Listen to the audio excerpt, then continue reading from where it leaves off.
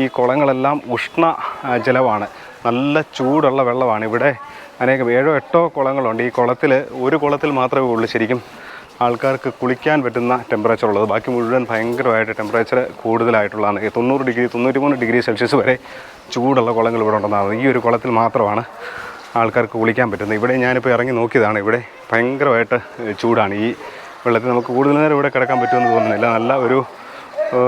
നല്ല ചൂടുള്ള വെള്ളമാണിത്.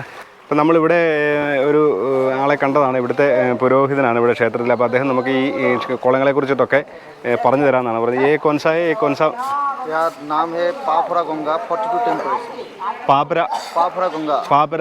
പാപരഹംഗ എന്നാണ് ഈ കുളത്തിൻ്റെ പേര്. ഇവിടെ 42 ഡിഗ്രി സെൽഷ്യസ് ഉള്ള കുളമാണ്. ഈ കുളത്തിൽ മാത്രമേ ഉള്ളൂ ആൾക്കാർക്ക് കുളിക്കാനായിട്ട് പറ്റുന്നത്.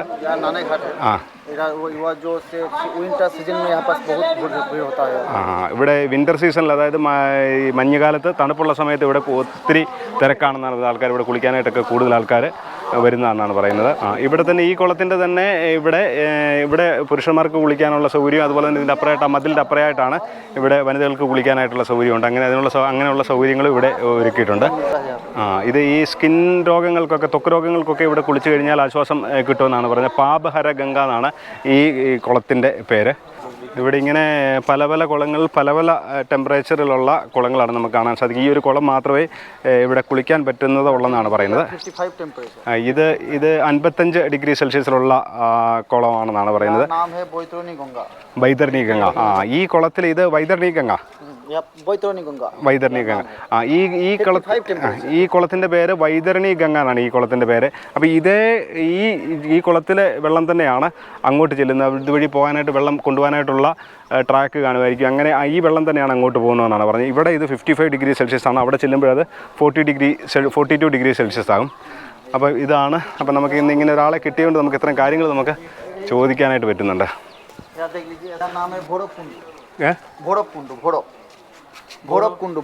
भोड़ो से जो पीठोस्थान को जो भोड़व है ना, वही नाम यह बटुकनाथ भोड़व को भैरव कुंड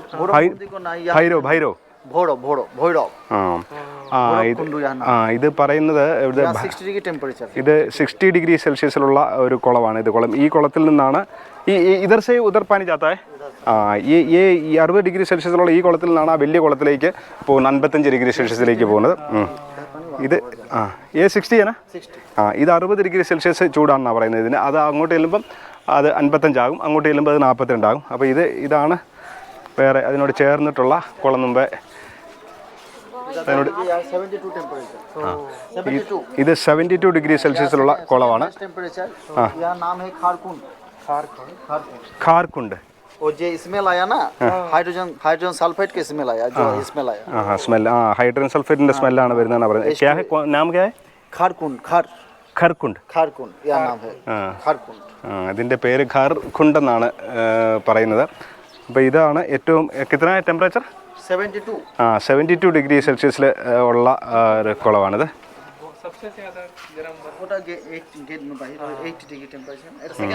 ഇതാണ് സെക്കൻഡ് ഹയസ്റ്റ് ടെമ്പറേച്ചർ. ഇതാണ് 72 ഡിഗ്രി സെൽഷ്യസിലുള്ള. ഈ ഗ്രൗണ്ടിൽ നിന്ന്, ഈ കോമ്പൗണ്ടിൽ നിന്ന് മാറി അകത്തോട്ട് കയറിയാണ് ഇവിടെ വേറെ ഒരു കുളമുള്ളത്. 80. ഇതാണ് അഗ്നികുണ്ടെന്ന് പറയുന്നത്. ഏറ്റവും കൂടുതൽ ചൂടുള്ളത് കണ്ടോ. ഇവിടെ ഇങ്ങനെ വെള്ളം തിളയ്ക്കുന്നത് നമുക്ക് കാണാം. ഇത് കണ്ടോ, വെള്ളം തിളയ്ക്കുന്ന രീതിയിൽ നമുക്കിവിടെ കാണാനായിട്ട് സാധിക്കും. ഇതാണ് അഗ്നികുണ്ടെന്ന് പറയുന്നത്. നമ്മൾ ഈ ശക്തിപീഠ ക്ഷേത്രത്തിനോട് ചേർന്ന് തന്നെ ഇവിടെ സൗഭാഗ്യകുണ്ടെന്ന് പറഞ്ഞ ഒരു കുളം കാണാം. ഇതും 42 ഡിഗ്രി സെൽഷ്യസ് ആണെന്നാണ് പറയുന്നത്. ഇവിടെയും കുളിക്കാൻ പറ്റുന്ന ഇത് തന്നെയാണ്. സൗഭാഗ്യകുണ്ട് ഓർ ദൂത് കുണ്ട് സൗഭാഗ്യകുണ്ടെന്ന് പറയുന്നത് ദൂത് കുണ്ടെന്ന് പറയുന്നത് ഇത് രണ്ടും ഒരേ ഇത് തന്നെയാണ്. 42. ഇവിടെയും കുളിക്കാൻ പറ്റുന്ന ടെമ്പറേച്ചർ ആണെന്നാണ് പറയുന്നത്. 42 ഡിഗ്രി സെൽഷ്യസ് ആണ് ഇവിടുത്തെയും ടെമ്പറേച്ചർ. ये कौन सा है? यह नाम है सूर्य कुंड. 65 टेम्परेचर. सूर्य कुंड सूर्य है ना, सान है ना. ये सूर्य कुंड എന്നാണ് പറയുന്നത്.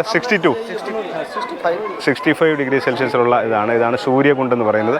ഇതാണ് ശക്തിപീഠ ക്ഷേത്രത്തിൻ്റെ, നമ്മൾ ശക്തിപീഠ ക്ഷേത്രം നേരെ മുന്നിലാണ്. മുന്നിൽ ഇട സൈഡിലും വല സൈഡിലുമായിട്ട് കാണുന്ന 2 കുളങ്ങളാണ്.